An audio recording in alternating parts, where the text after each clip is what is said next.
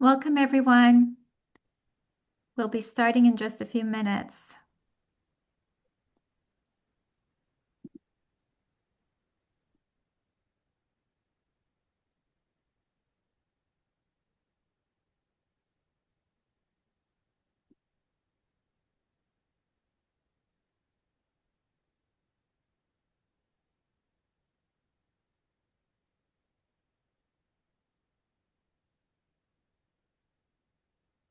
I'll just give it one more minute and then we'll get started. Is that okay?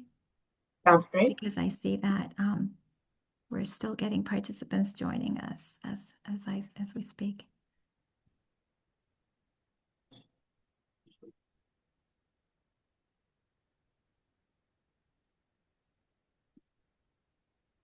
Hi, everyone. We're very happy you're here. Welcome. We'll be starting in just a few seconds.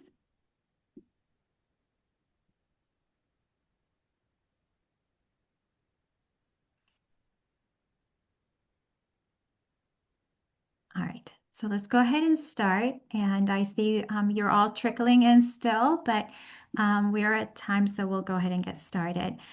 So hello, everyone. On behalf of Boston University Questrom School of Business, thank you so much for joining us. I'm Dee Palat, Director of Alumni Engagement here at Questrom. Today's session is hosted by our Women in Business Alumni Council, whose mission is to leverage the strength of our Questrom Alumni Network to open doors, share knowledge, and create pathways for the next generation of Questrom leaders. In today's conversation, we'll explore how to effectively manage up and across and how to build influence even when we don't have formal authority.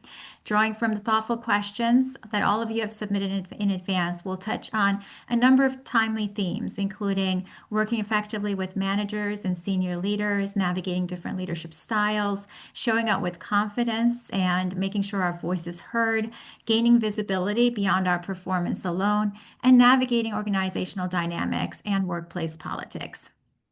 Before we get started, I do have a few quick notes. This session is being recorded, and a copy of the recording and the presentation will be shared afterward, along with a brief feedback survey. We'll reserve about 15 minutes at the end for Q&A, but you're welcome to submit your questions using the Q&A function throughout the session, and that'll help us sequence them following Leslie's and Donna's remarks.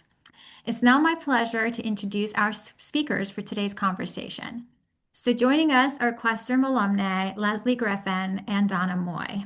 Leslie Griffin is a strategic digital analytics leader with over 15 years of experience translating data into actionable business insights. She currently serves as Senior Director of Digital Analytics at Ahold Delhaize, where she leads product, marketing, and brand e-commerce analytics. Her career spans leadership roles across retail, consumer brands, and integrated marketing environments. Prior to her current role, Leslie has held multiple analytics leadership positions at Reebok, where she advanced product and marketing analytics capabilities within a complex digital ecosystem. A triple terrier, Leslie holds an MBA in strategy and innovation from Boston University, bringing a multidisciplinary lens to her leadership approach that's grounded in both analytics and communications. Donna Moy is a member of our Questrom Women in Business Alumni Council and currently serves as Global Sales Lead at Lenovo, where she oversees ecosystem transformation initiatives, integrating AI-enabled sales tools, go-to-marketing analytics, and cross-functional field enablement to drive global performance. She has over 20 years of experience across e-commerce, digital transformation, and operational strategy. Her career also reflects an entrepreneurial spirit. She's co-founded The Bunty, an e-commerce platform curated by interior designers, and launched 4Kids in PA and 4Kids in NJ, regional platforms connecting families to local experiences. Donna holds an online MBA from Boston University's Questrom School of Business and her bachelor's from Penn State University.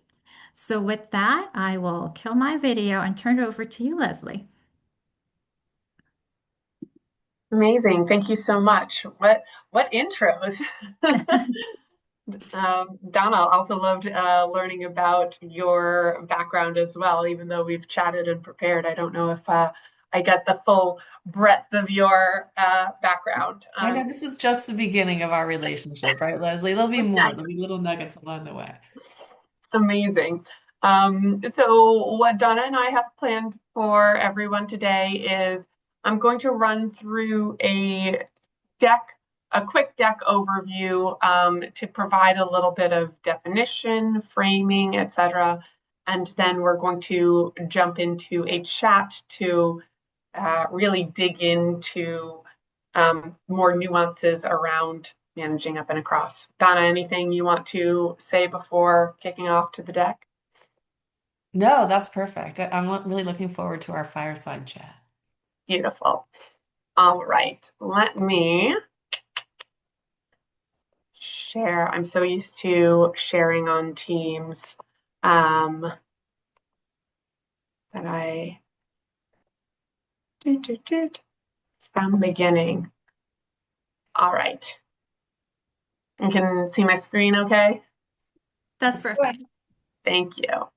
All right, so managing up and across, I think, and building influence. I think that this is key to everyone's journey, right? And I often think through how I managed, how to manage as an individual contributor, as a manager, as a leader of a larger team. I think it's a key skill set to develop throughout your career. And one thing I think is so important is to first consider leadership. So even if you are an individual contributor, if you're an intern, if you're entry level, there's still an element of leadership that you bring to the table every day. And I think that is foundationally important to think about, to reflect on, to guide how you show up every day. So I think it's important before we think about how to manage is to take a step back and define your leadership. And I know there's been kind of a series of these conversations. So this is a kind of one-stop quick slide on leadership, but I think it is important to consider defining your style, determining what is your responsibility, who are your stakeholders, how do you not only adapt to change, but also drive change.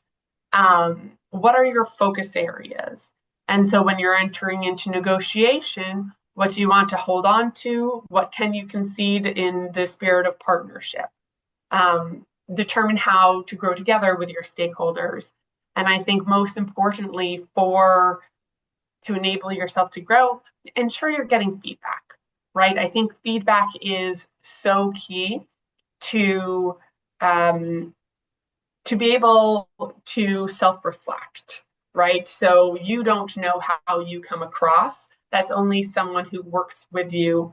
That's only something someone who works with you can tell you. So I think kind of let's start at the foundation of defining your leadership style. And then you can kind of think through how to manage up and across. So managing up and across, what does it mean and why is it important? I think that's like, let's start with the definition. So here is a nice little framework when we think about managing up and across. Are the dimensions that we're talking in? What does managing up mean? What does managing across mean? Managing up, it's when we think about a hierarchical system at work, it's really about managing your manager, managing leadership, and your focus is to align priorities, right? Because if you want to focus on your output, you want to make sure that output is fully aligned with your broader team and what they are working towards. So those skills are proactive communication, anticipation of needs. So if you're a part of a bigger project, can you predict what's coming? And the outcome with effective managing up would be stronger clarity and leadership trust. And then managing across, it's peer collaboration, alignment from other departments. Obviously, this depends heavily on the complexity of the organization with which you operate within. But I'll say, so Ahold Delhaize, where I am now, it is the parent company of Stop and Shop, Food Lion, Giant Food, Giant Company, and Hannaford. There are a lot of stakeholders involved in many of the decisions that I am trying to influence. So I rely heavily on both input from my peers and collaboration with them, right? So managing across is a huge part of what I do. And so that is for information sharing, trust building, and it helps reduce silos and gives those smoother workflows. I think throughout my career, probably throughout everyone's career here, we've all kind of seen opportunities for things to move smoother and faster. And managing across really enables that. So I think those are two big kind of reasons why managing up and managing across are important. And why is it important? Well, with this being kind of a women's network led piece, I think we all can identify that there's still a gap in the workforce. You know, on average, women make 81 cents per dollar that a man makes. And that varies by different cohorts of women as well.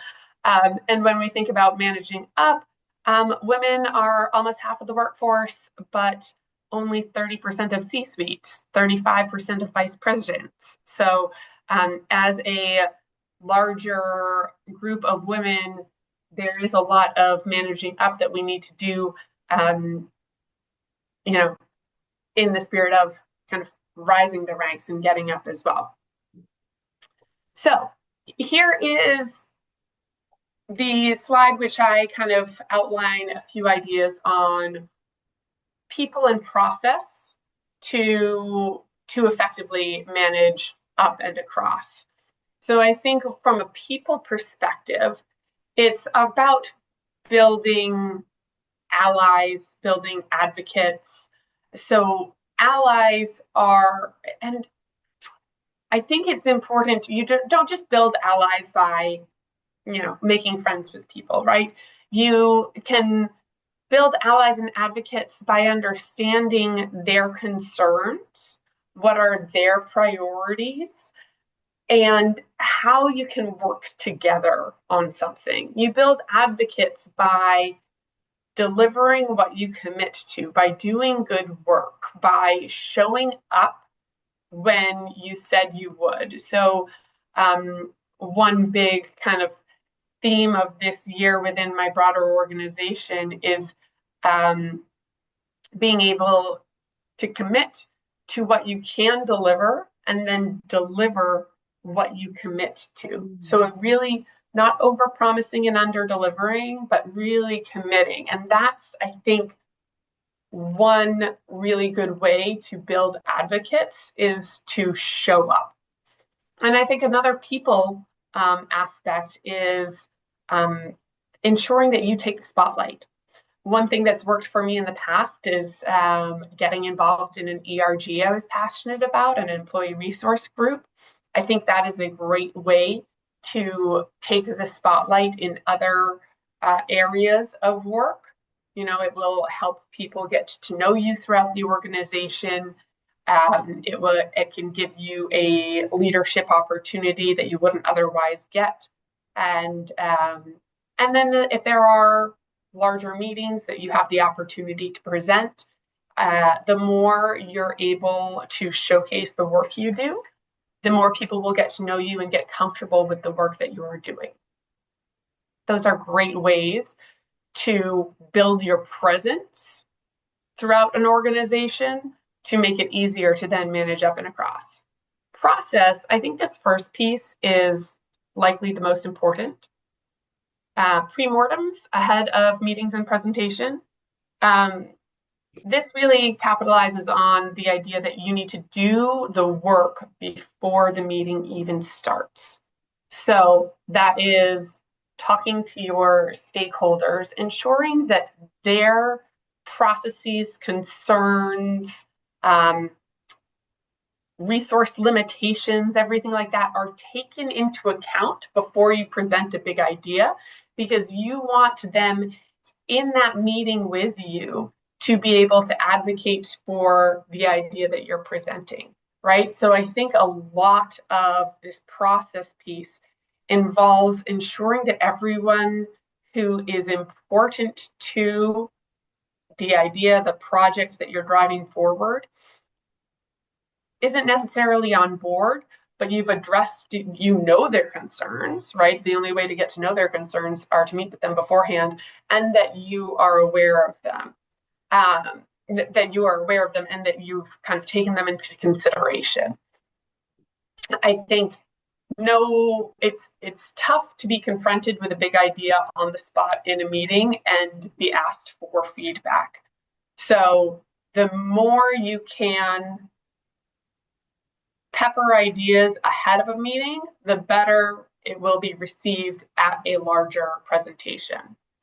I think it's also important to integrate with impactful work streams.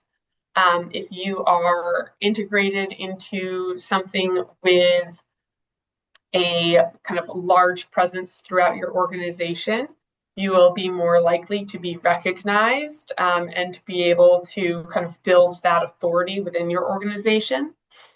And then as far as kind of collaboration, so managing across, what do you have flexibility on and what do you need to really strongly advocate for?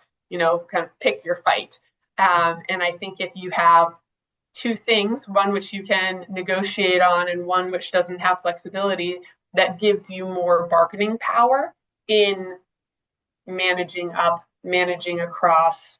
And those are kind of a few different pieces of a successful recipe that I found throughout my career. So I hope this is helpful. And then this is, feel free to take a screenshot here. These are helpful references. So as Donna and I were preparing for this chat, we started chatting through what are our favorite podcasts, what are our favorite books, what has helped us. So wanted to kind of share a quick hit of resources that we felt helpful that have helped guide us on our career journey. So hopefully I've allowed enough time for everyone to take those screenshots, and I'm going to stop sharing. Leslie, that was great. There's just so much to dig into there when we talk about leadership, right? Because leadership, managing across and managing up means so much. And I can see there's already questions coming in the chat, and this is terrific. We've got our own questions that we were going to ask, but we've got questions coming in already, which is terrific. But when we talk about leadership, since you've started this 15 years plus, how has leadership changed from when you started back in the day to what it is now? A lot. So, so when I first started my career, I was at Motor Trend, the car magazine publishing company, and I worked with some absolutely amazing people. I loved my experience there, but I will note that it was kind of an old boys club. You know, like I worked with all men. That worked with a bunch of car guys, worked with a bunch of sales guys. Yeah, tracks. Yeah, who were wonderful. And there was no DISC assessment, you know, insights discovery, which I 10 out of 10 recommend, by the way, to unpack how you communicate with others. There was no introspection. There was no, I don't think I had heard the term psychological safety once. Not that it was a safe environment by any means, but that focus around your different styles, how people communicate, what might be important to broadcast versus have a team meeting about. how to cascade information. I don't think I set a single goal while I was there. I don't know if I had a performance review, um, it was, it was very different. It was Top very down. different. Very top down, very closed door. The decisions happened behind closed doors. They weren't talked about. It was, this is how we're moving forward. Get on board. Um, You know, so yeah, it was when fun. I started, I felt the same way, and I believe the same way. Growing up, I thought leadership was you make a decision, and then everybody just kind of follows and does what you do. But Mhm. as we are here in 2026, we realize that leadership can be from our individual contributors to the managers, to the directors, up to the CEO or the president. It's leadership throughout, and it's really just that confidence to navigate yourself or a small group of folks to an end result that's beneficial to a larger group, I'm guessing. But in the end, at least to yourself. That's Yeah, fantastic. That's fantastic. So do you want to take a look? I wanted to take a look at the questions before we let's do move it. much further past your deck, because someone asked about, can you elaborate on pre-mortems and what activities they mean and do they entail more meetings? And I have a quick thing to say about this. Gang, I did this too, and my whole goal in my life is to never go to a meeting that I'm leading without everybody already in that meeting having seen that deck and already agreed to everything that's in there. It's Yeah. just kind of close the door, but there's a lot more to it. What do you So do? I think a pre-mortem can be any format that you choose. I think if if it's someone who you already have a great relationship with, you've chatted them on Slack a handful of times, you can say, hey, this is an idea that I'm presenting. Can you take a quick look? Would love your feedback. They can Slack you back like, hey, all looks great. Perfect. If they have input or if they have substantial ideas they want to talk through, they can say, hey, would love to chat for 5 minutes. I think the medium of communication needs to match the weight of the ask, or the nuance of the ask, maybe is more appropriate. But a pre-mortem, I mean, you can team someone, Slack them, you can pick up the phone and call them. I know that's a wild idea. or another meeting. It depends on how big and how nuanced of an ask you're making of that person. But Donna, I'm obviously like very in lockstep. Yeah. No one Always. should be seeing something for the first time if it is a big idea that you're presenting, because you want to have a productive conversation in the meeting, right? And someone can't absorb everything, and if they're caught on slide two that, hey, my team's lack of bandwidth, my team's priorities are not being taken into consideration, that is going to shut the conversation down before it even starts. So that would essentially negate that meeting. So while pre-mortems sound like more work, they are not in the long run. If you've had a meeting go horribly wrong before, Yeah.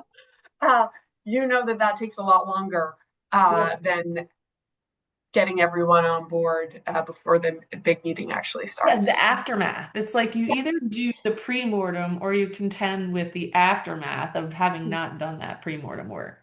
Yeah, That greasing the absolutely. skids, as we used to say, right? Like you have to Yeah, make sure that you have circulated said document. And I highly recommend that to everyone. Make sure that if you are going into a meeting, that everyone that is in that meeting has seen the deck.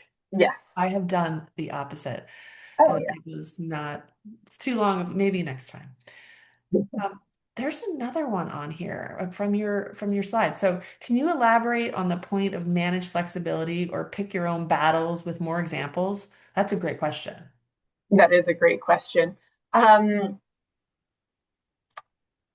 so, I mean, there's a project I'm working on right now about kind of reconstructing some analytics, and everyone has an opinion on it. Yeah. And it is so important. So, our analytics foundation is used by multiple stakeholders: merchandising, brand teams, the development teams have to write the code. So we're looking for a great balance between automation and fulfilling reporting needs of kind of all of the stakeholders. So there is a very delicate balance between, yes, let's automate all of this, and this is the level of detail that's needed. So Right. I think really kind of thinking through, instead of saying, no, this level of detail is 100% needed, I think we can show up with our lists of asks, but we also need to be flexibility into these other priorities, Right. right? So it's, okay, we have this list of asks over here, but these are some really good points about increasing accuracy, increased automation. So where are areas that we might get a little less detail, but could get better accuracy of the detail that we do have? Is there a place that we can concede, which also shows partnership and the ability to negotiate? And I think being able to show kind of hey, we want to get to this more accurate data set. So here's somewhere that we'll take this team's suggestion. Here's somewhere that we'll take this team's suggestion, shows partnership building activities, which lays the foundation for success in the long run. Donna, do you have any examples of that? No, every day, every single day that I work, because we're constantly bringing folks together. When you're talking about transformation, you've got a lot of smart people throughout the organization that have been doing things the way they've done them and generated revenue for the company. They've optimized spend. They're doing all the right things all the time. And then here comes artificial intelligence walking in the room. Ta-da, here we go. Now we need to incorporate artificial intelligence. Well, it just puts a monkey wrench into everything. So now you've got this new North Star, this new goal, and you've got all these smart teams doing what they do in business processes, and you've got to change. So it's a lot of that. It's a lot of give and take, a lot of trade-off. What's the low-hanging fruit? What do you take first? Because let's get the win on the board. And I'm all about winning all the time. I think it's just my background in sports. But I want to win. And how do I win with everybody? So, I mean, it's all about trade-off, right? Yeah, yeah.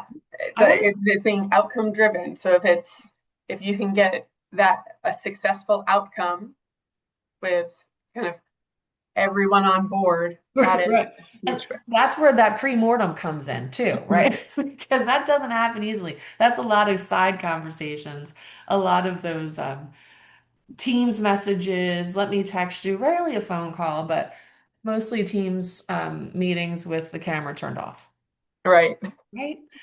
We have a lot more questions actually being asked by the audience. So do you mind if I mean, I know Yeah, you let's do it. had questions, but let me just look over here and see. I don't want to turn and not tell you what I'm doing.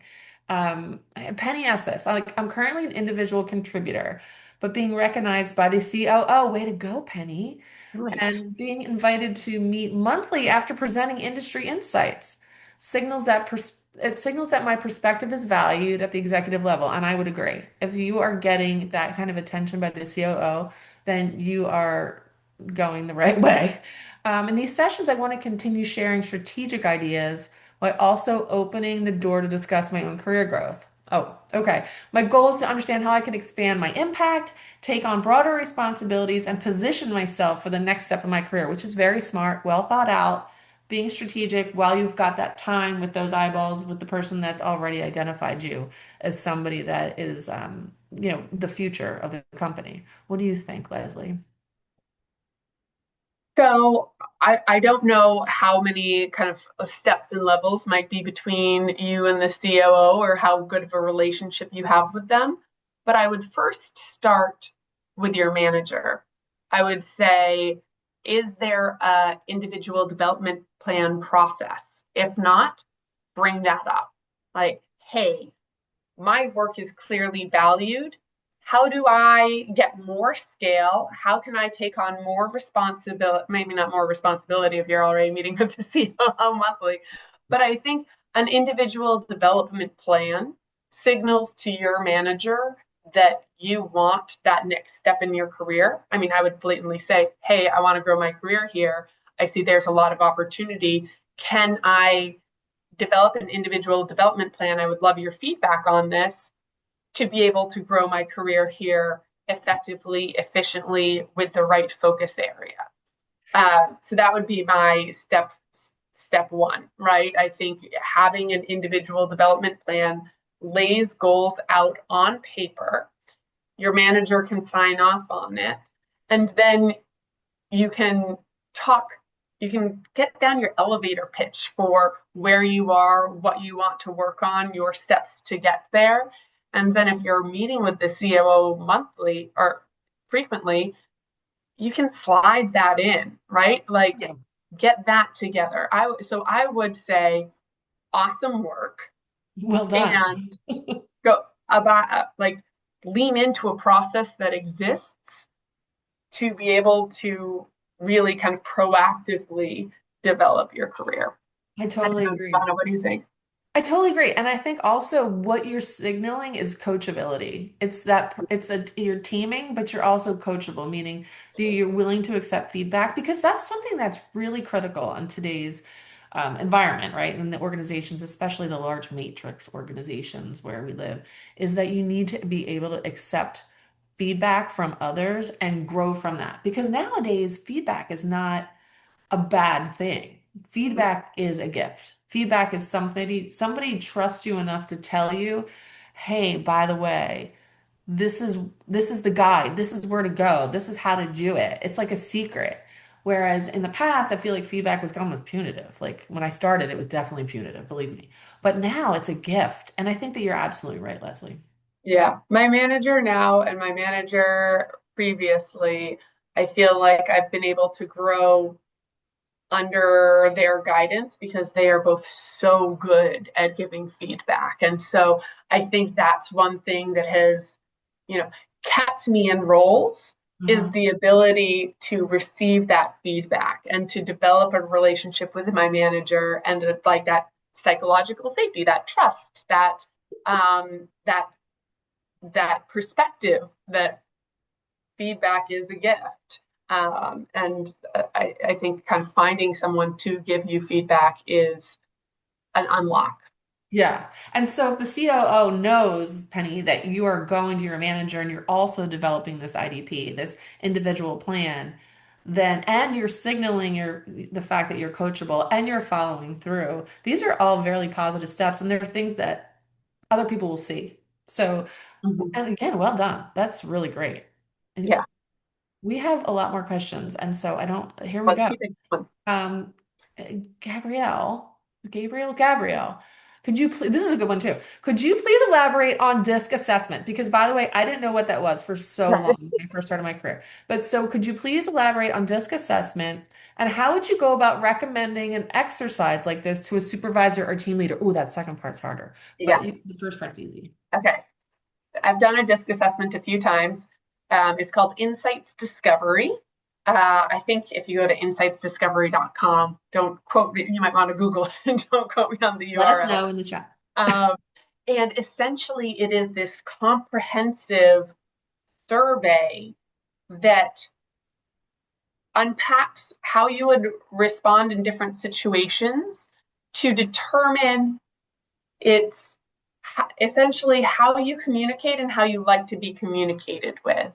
So the four colors are red, yellow, green, and blue, and they vary between um, direct or kind of likes to be involved, likes to communicate. Yeah, sunshine yellow. Green is more I always think about it as more like caring version. Yeah, I'm not green at all. nurturing. um, it's more develops your team, is more kind of Like a nurturer. yeah, nurturer, yeah. And then blue is very detail oriented. Oh. So a lot of analytics folks are very Are blue you because they're blue? well, I'm actually blue, yellow, and red all above the line, and then my green is below the line. So I and I find that they flex depending on my situation. But That's the yes, thing. They do flex. They do flex. And when we do take the test, they let you know now. They used to tell you this is what you are, but now they tell you like you will change. This yeah, you will change. It's not a yeah. one. hmm But as far as getting your company to sponsor disc assessments, because I don't think they are free, I would reach out to your HR business partner. I think, or someone who's in learning and development, or suggest it to your manager. Say, hey, I just was on this webinar and they were shouting the praises of a disc assessment. So I keep my I got four blocks, four color blocks. I keep them on my desk. And because that signals I like details. I like directness, and I love to chat sometimes too. I can be a little social sometimes. So those three things um, I like to keep on my desks. People in the company I work for, they sometimes put it in their signature because it signals like, hey, to communicate with me effectively, this is how you should communicate. Um, I think it also helps for me to know I'm blue.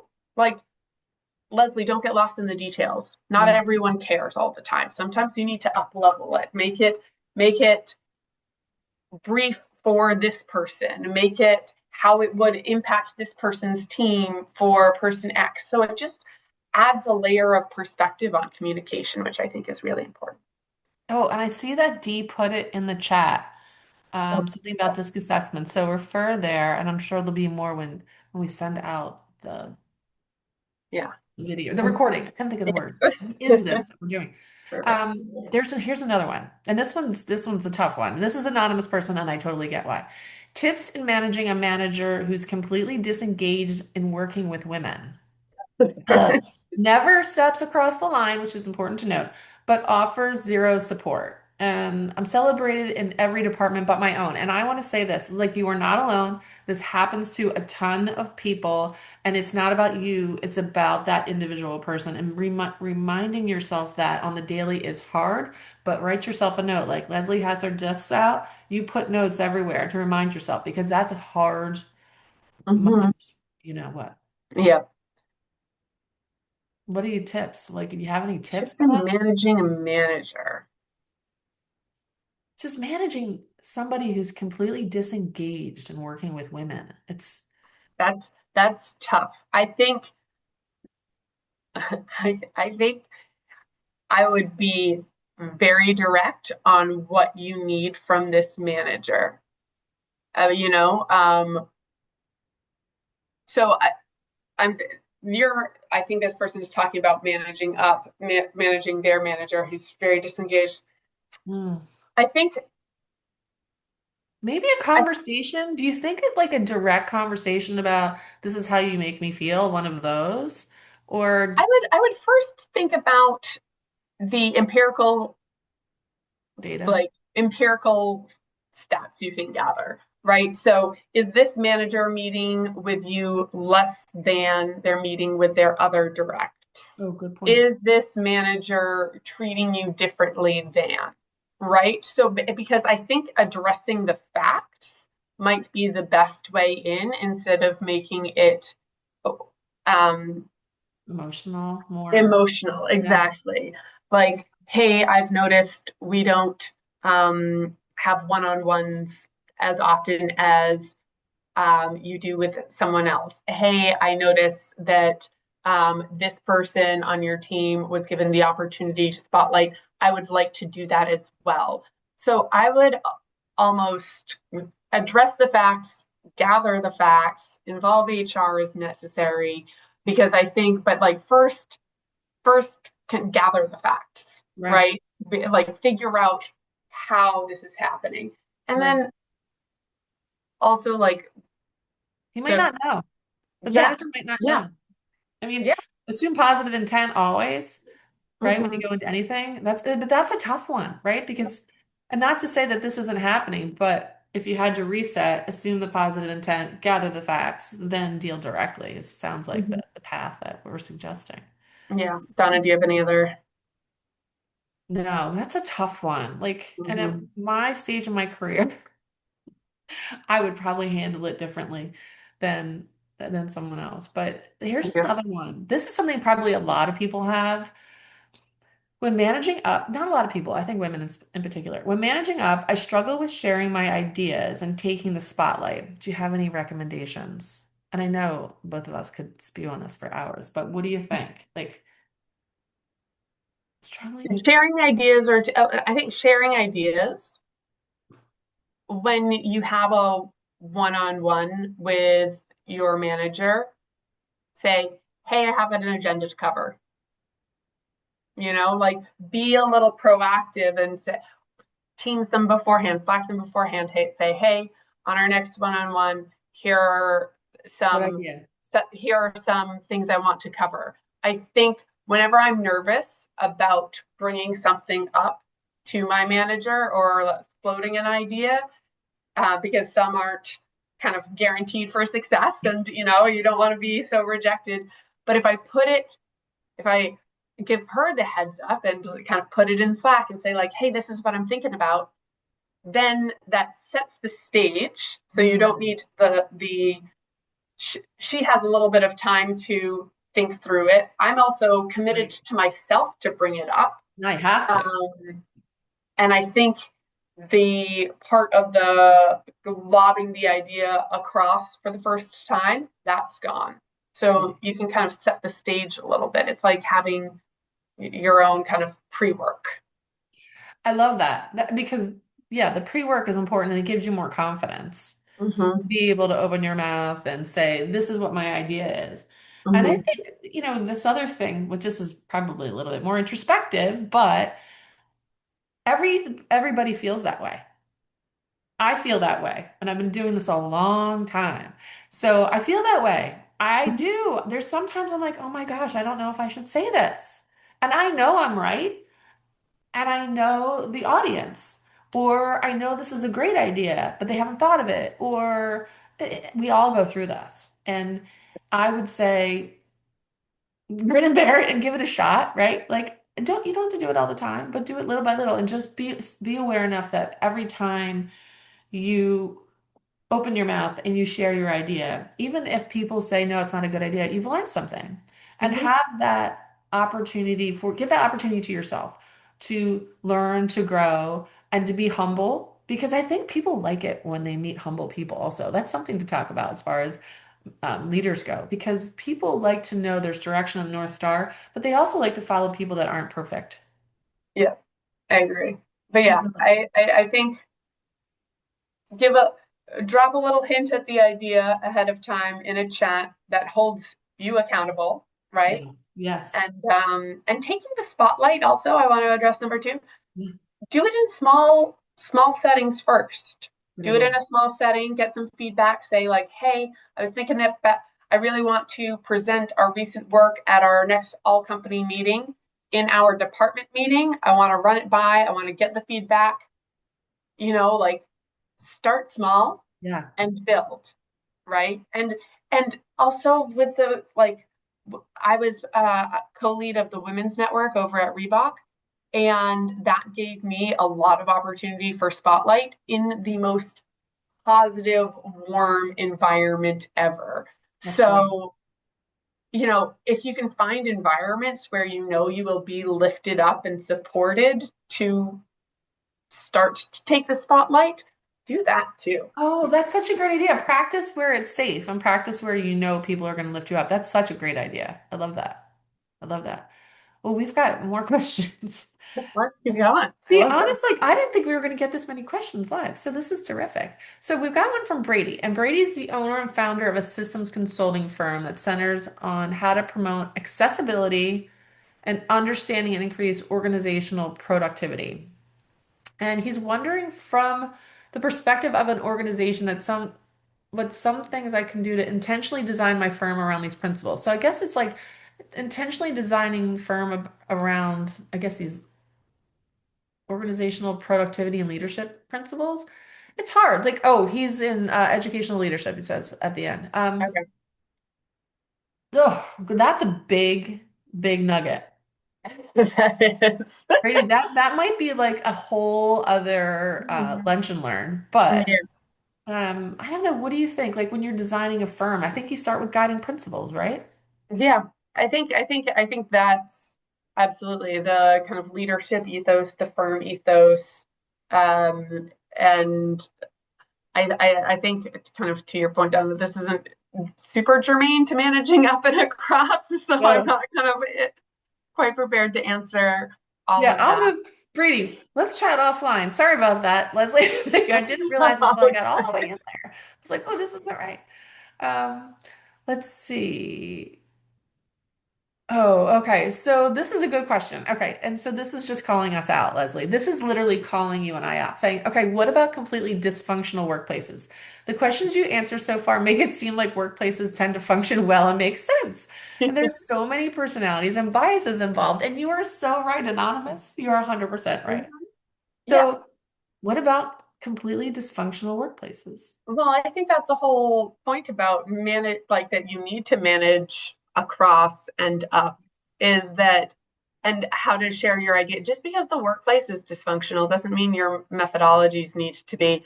I think, I think when we say dysfunction, we all have something that pops into our mind, right? A place that doesn't follow process, a place that's super catty, a place that's uh, so top down that we can't get a word in. I think dysfunction can kind of take a myriad of different forms. But I think assuming positive intent that everyone wants to do good work, everyone wants to make profit. Right. I think it's important you can start by pushing on processes, Yeah. right? Like if it is dysfunctional, it is the processes aren't working. So are there OKRs, objectives and key results? So everyone's aligned by the same goal. Are there shared goals, right? Like I think depending on the dysfunction, think through what would functioning, like what is the root of the problem and what would functioning better Mm, look like. you know are there shared goals? Are there enough resources for the team? Are the different people aligned, right? Like I think you need to kind of dig into what at what level is the dysfunction. Is it vision? Is it process? Is it individual? Do people need to be upskilled? Dysfunction is such a kind of large um, term that yeah, I can't diagnose a you dysfunctional are. workplace without kind of a lot of time and effort. But I think it's spend some time diagnosing what layer is the Mm. most dysfunctional, and that would help to offer the next step. Yeah, I think I totally agree. And for me personally, when I'm in that type of like dysfunctional environment where I feel like I can't progress or manage up or across, I try to focus on one, one win, get one win on the board.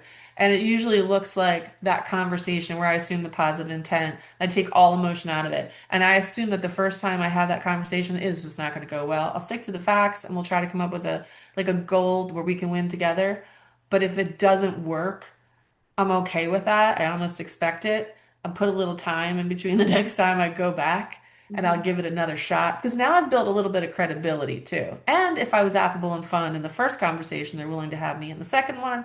And they realize that there was no downside to talking to me because nothing happened. I'm not after them. I'm not trying to do anything negative. So that kind of like repetitive iteration, that iteration on relationship, I think does work and is always assuming that positive intent and taking the emotion out of it. And that's a tough one. But just know, like we do realize that dysfunction is everywhere. We're not trying to sing the praises of everything works out roses. You just have to, in some cases, focus on what you can change and Mhm. disengage from the drama of the bias and the negativity and the lack of processes. Mhm. There's so many more questions. Like this is awesome. Here's one from Madison. Oh, we have 11 minutes left. Madison, what about What about the inverse to sharing too much or losing credit? Okay, I try to manage up and share ideas with my manager before engaging colleagues, but then my manager has taken them as their own, and this has happened to me, Madison. Not recently, but it has happened to me. Sometimes things need to be voiced. The next time your manager shares your idea, I would say, I'm so glad you were able to get my idea to a larger Right. forum. Thank I you. love that. I love that. Like, And and then that like A gives you credit, and B, don't say it in that like catty passive aggressive way. I just but I would like legit, like if you have a very good idea and your manager is sharing it, that shows that your idea was so good that it needs to get broader. So, but you deserve the credit. So voice it. Say, hey, I'm so glad my idea that we chatted about last week is getting air. oh How yeah. can I help progress it further? Say that in public. Yeah, say it out loud. And I think saying it out loud as opposed to behind closed doors is probably the right way to go about it too, because now it's out there and it's not as if they said it and now you're complaining about it to other folks and it becomes like that backroom drama. Saying it right out in front said, there's nothing wrong with this. What you did was Yeah. okay, but me also saying this is okay. And I don't Mm-hmm. have to go to closed doors to say this. These are facts. This is Yeah. fact. Yeah. Yeah. Here's Yeah. another Take one. take your credit back. Yeah, And take your credit back. and also like celebrate that your idea is moving forward. Like Yeah. that is exciting. Like that is it is a problem, but it is a good problem. Like you are producing good ideas that are getting accelerated throughout the company. That is a win. So all you need to do is ensure that you get the recognition that you deserve, which I think you can do. Yeah, and that's a confidence builder. And Mm-hmm. that's also showing other folks that you've got the confidence to not only come up with that idea, but you've just opened your mouth and owned it. Yeah. And sometimes I would subtly just put little like celebrations on my teams. Oh yeah, great job, Heart. I love that you just did that. Thank you for sharing my idea. Here's another one. Leadership at my organization shuts the rest of us out when they shuts the rest of us out until they need something. And when anyone speaks up, there's retaliation in the form of removing you from projects. Oh, that's terrible. And tips on navigating this impossible feeling situation. Oh gosh, alternatively, any jobs or suggestions, which is funny. Here's what I want to say, like leadership, two things. One, I'm sorry that you're going through that because that is something that happens to a lot of people as well when you're in a large matrix organization. There's multiple levels. It seems as if this leadership does not care about the lower levels because they are in their room trying to navigate the problems that they're navigating. And I do think it happens where it seems that they're shutting out the rest of the organization. I do believe that that's what it feels like for sure.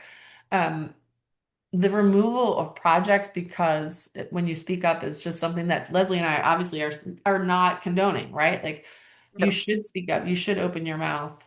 So this is a tough one. Leslie, what do you think?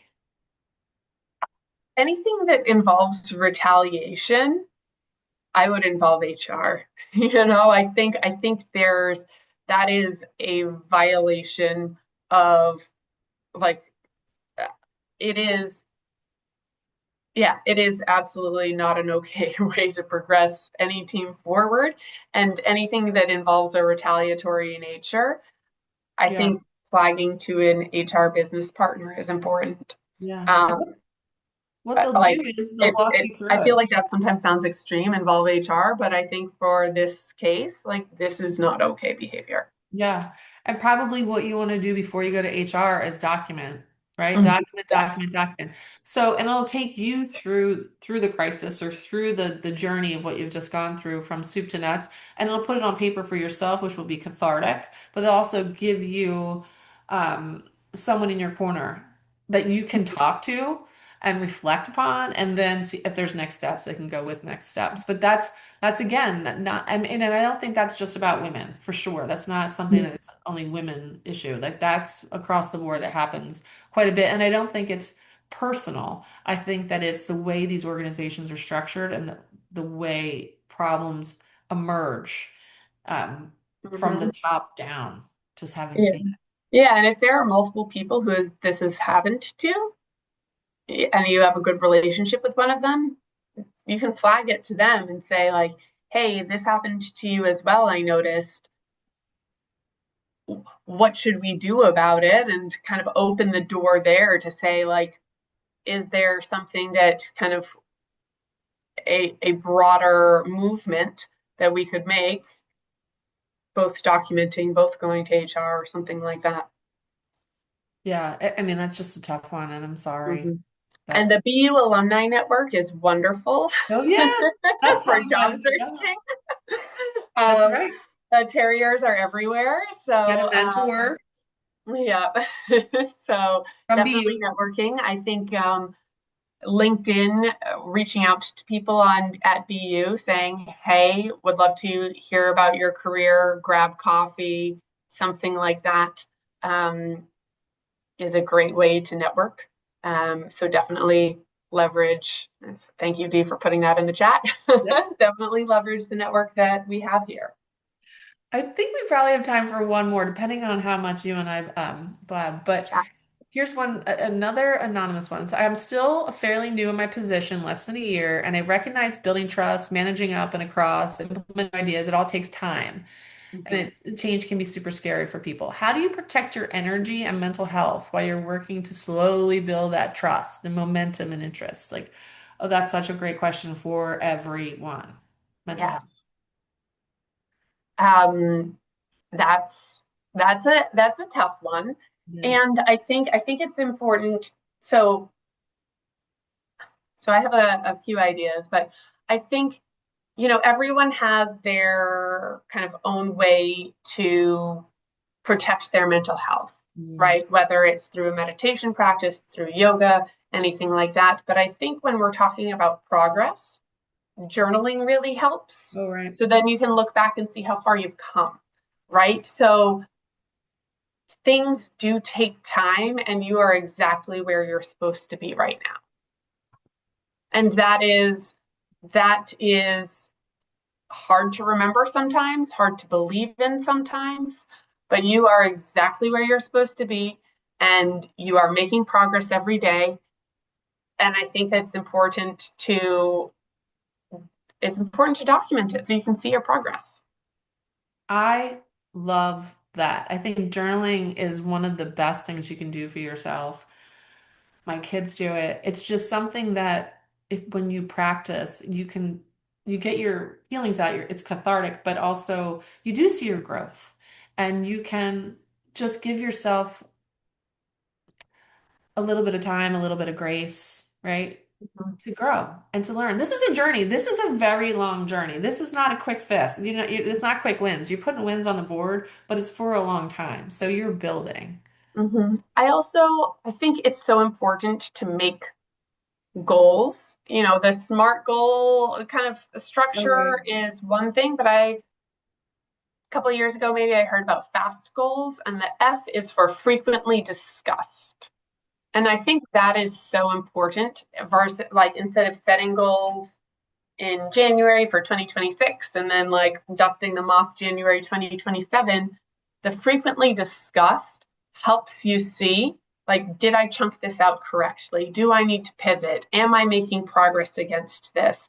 And I think kind of put a reminder for yourself once a month to check in with the goals that you're setting and see what kind of progress you're making.